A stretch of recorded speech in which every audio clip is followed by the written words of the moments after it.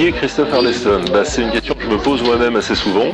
Je fais beaucoup d'introspection là-dessus. J'ai consulté un analyste pendant plusieurs années. J'ai pas vraiment encore trouvé. Je sais ce que je fais. Je suis scénariste de bande dessinée. J'ai la chance d'avoir des séries qui plaisent beaucoup au public, comme L'Enfeust, Les Trolls, Néofragilita, Copal. Et ce que je sais, c'est que je m'amuse beaucoup à faire ce métier. J'ai toujours aimé la bande dessinée depuis que je suis gamin. Et c'est une vraie passion pour l'image et la narration en image. C'est pas par là que j'ai commencé, en fait, puisque j'étais journaliste de formation. J'étais journaliste radio principalement à France Inter, et puis après je suis passé de la rédaction à la production à France Inter, avec une émission qui s'appelait Les 1001 jours de Pierre Billard et qui était des dramatiques radiophoniques, des petites pièces de théâtre qui étaient jouées l'après-midi. Et j'en ai écrit une vingtaine. Mais pendant ce temps, je continuais à vouloir faire du scénario de bande dessinée, à faire le tour des rédactions avec mes projets sous le bras. Et puis un jour, à la fin des années 80, la machine s'est enclenchée et j'ai commencé à publier de la BD, qui était vraiment mon objectif depuis le départ. Ce que j'aime dans la bande dessinée, c'est le rapport à l'image et le rapport au temps dans la narration. Parce que ce qu'on ne voit pas, c'est que le plus important dans une page de bande dessinée, c'est la petite ligne blanche qui sépare deux cases. C'est-à-dire que la bande dessinée, c'est l'art de l'ellipse en permanence. On doit choisir chaque image et pas se tromper. Si on prend la mauvaise image, on ne va pas amener le lecteur dans le rythme qui convient. Et moi, quand j'écris, j'ai l'impression en fait que je suis en train de regarder un film. Je suis devant mon DVD et j'ai la télécommande à la main et je dois choisir le bon arrêt sur image à chaque fois. Clac, clac, clac. Et être sûr que ma séquence fonctionne avec ça. Et après, il y a le deuxième grand plaisir de la bande dessinée pour moi, qui est l'écriture du dialogue, puisque le dialogue de BD, c'est un exercice qui est différent du dialogue théâtral par lequel j'avais commencé, puisque au théâtre, on doit vraiment avoir des personnages qui parlent complètement naturellement. Là, on est quand même dans un dialogue écrit, qui ne doit pas être trop écrit non plus, parce que ça ne doit pas être artificiel, mais qui doit rester un faux dialogue oralisé à l'écrit. Et c'est un exercice d'équilibre, une fois de plus, qui me plaît beaucoup. C'est souvent pour moi le dialogue qui va guider l'action. Je travaille en deux temps pour le dialogue, c'est-à-dire que quand j'écris mon scénario, il est dialogué bien sûr, c'est-à-dire que mon scénario c'est en deux colonnes, une colonne description détaillée de l'image, cadrage, mise en scène dans la page, et une colonne avec le dialogue en face de ce qui se dit dans chaque case. Et donc là le dessinateur va faire son image en fonction du dialogue que j'ai écrit à ce moment-là, et je retouche très souvent le dialogue après, une fois que la page est faite, pour être sûr qu'il y a une parfaite adéquation entre l'image et le texte. Parfois je suis obligé de changer des choses parce que le dessin n'a pas été fait exactement comme je l'imaginais, donc j'ai l'impression que mon texte va coller un peu moins bien et que j'en ai un autre qui peut un peu plus coller à l'expression du personnage. Je travaille beaucoup par aller-retour avec les dessinateurs. J'aime bien le jeu de ping-pong. D'ailleurs, j'avance au même rythme que le dessinateur. C'est-à-dire que je mets un an à écrire un scénario. J'ai toujours 5-6 albums attaqués en parallèle et j'avance une séquence de 3-4 pages, et quand le dessinateur a plus qu'une page à dessiner, hop, j'écris la séquence suivante, parce que je rebondis souvent sur ce qui a été fait avec le dessin. Par exemple, si j'ai une scène qui se passe, mettons, dans une taverne. Bon, au départ, je fais une description de la taverne, du lieu, et puis il se trouve que le dessinateur va me rajouter un escalier avec une mezzanine, un lustre au milieu, auquel j'avais pas pensé, et d'un coup, je me dis, tiens, et si j'utilisais les éléments qu'il a mis là. Il m'est arrivé aussi de donner des rôles importants à des personnages qui au départ étaient complètement secondaires, et en les voyant dessiner, je me dis, ah, il est bon, il a un charisme, il a une force, il faut que je le développe, et finalement, alors qu'un autre personnage qui était destiné à avoir un rôle important, je le flingue à la page 12 parce que je fais non, finalement lui il est fade, et j'aime pouvoir réagir et improviser. Ça vient souvent de Didier Tarquin, qui aime bien mettre des petits trucs comme ça en plus.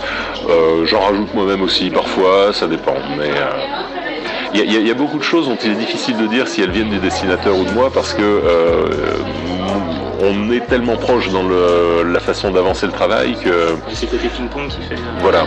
C'est très important pour qu'un dessinateur se sente bien dans une histoire et pour qu'il soit au top, il faut qu'il se sente complètement impliqué.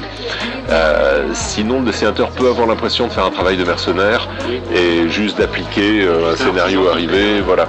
Donc il faut lui laisser une part de liberté. Après, moi je laisse cette part de liberté en la contrôlant, puisque je repasse beaucoup derrière. J'ai mon camarade Jean Van Damme, par exemple, qui fait 13, Largo Winch. Lui, il écrit tout son scénario, la première à la dernière ligne, en entier, il bloque 3 mois, 4 mois pour écrire tout le scénario. Il le donne au dessinateur, et après, il regarde l'album imprimé. Et il réintervient pas du tout derrière. C'est 2 méthodes de travail complètement différentes. Moi, je ne saurais pas travailler comme ça. J'ai besoin de ramener mon grain de sel après. Lui, il dit, j'ai fait mon histoire, maintenant je laisse le dessinateur se l'approprier complètement et j'y touche plus. Alors là, c'est vraiment une colle parce que j'en ai fait tellement, j'ai quasiment 120 bouquins maintenant, et des séries quand même assez différentes, puisque bon, l'Enfeust, c'est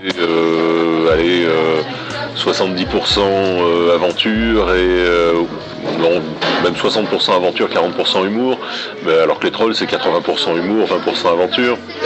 Bon, je dois dire que moi j'ai une petite tendresse pour les trolls, la série Trolls de Troyes, qui est vraiment une série avec laquelle je m'amuse beaucoup. Et là-dedans, un album, peut-être le 8e Rock'n'Roll Attitude, avec un beau Mick Jagger troll en couverture qui m'a beaucoup amusé. Je fonctionne beaucoup avec des cartes. J'ai besoin de me dessiner les cartes d'abord. J'ai toujours adoré les cartes anciennes.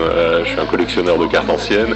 J'ai mes cartes, j'ai des tas de lieux sur les cartes dont j'ai pas encore parlé dans les albums.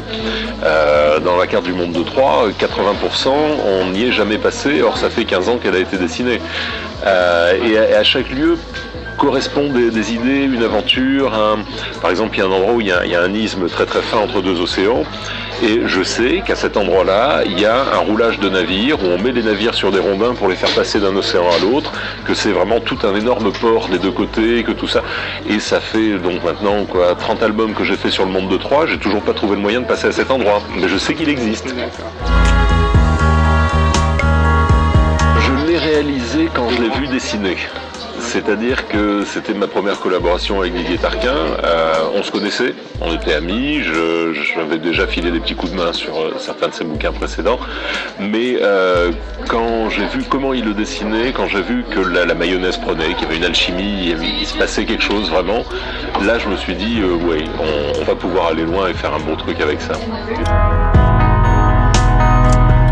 On voit toujours les défauts, le problème du créateur globalement, je pense que c'est qu'au moment où on écrit quelque chose, on est incapable de savoir si ce qu'on fait est bon ou pas. C'est 2, 3 ans, 4 ans plus tard qu'on regarde un bouquin, on dit « Ah, là je me suis planté. Ah là ça c'était pas mal, je suis content de moi. » Donc il n'y a pas de règle, mais disons que dans les premiers albums, généralement il y a peut-être plus de fraîcheur. Moins de technique, avec les bons et les mauvais côtés. Le fait que j'ai besoin de raconter des histoires et c'est comme une envie de pisser, je peux pas m'arrêter. Quand je pars en vacances, j'ai toujours mon Macintosh sur moi et au bout de 2 jours, je le rallume et je commence à noter des trucs. Et je suis un vrai boulimique de boulot. Enfin de boulot, c'est pas du boulot, c'est voilà, il faut que je raconte. Mon problème c'est ça, c'est que j'ai toujours envie de démarrer des nouveaux projets et malheureusement les journées ont 24 heures. Alors le tome 4 des Feux d'Askel, j'espère bien parce qu'il est écrit, il est demandé. Le problème c'est que Jean-Louis Mourier est très occupé avec les trolls et qu'il faudra qu'il délaisse les trolls pendant 1 an ou 2 pour faire ce tome 4. Mais il avance, il en fait des petits bouts de temps en temps. Malheureusement c'est pas pour tout de suite encore. Je veux absolument qu'on finisse cette histoire. Oui, je suis pas très doué en histoire d'amour, en effet, le côté romantique, sérieux. Disons que j'ai pas l'impression de travailler dans des genres différents, dans le sens où pour moi l'axe principal c'est l'humour. Et je fais une seule série dans laquelle il n'y a pas d'humour, qui est Opale, avec Philippe Pellet, à sa demande, parce qu'il se sentait très mal à l'aise avec les gags. Mais pour l'écrire, à un moment donné, j'arrivais plus à l'écrire, je me retrouvais bloqué, parce que écrire sans humour, j'y arrivais pas. Donc finalement, j'écris mon scénario avec tous les gags, puis je les enlève. Voilà. C'est ce qui permet de voir la différence entre un bon et un mauvais bouquin. C'est-à-dire que quand j'arrive à replonger dans un album, je dirais avec mes réflexes de gamin et que je me fais happer, que je me fais prendre, et que je vois pas les ficelles, c'est que le bouquin est vraiment bien. Et puis malheureusement, des fois on reste extérieur et on voit juste tous les bricolages de métier, et puis là on rentre pas, on dit bah non, celui-là c'est... Mais j'en lis encore pas mal.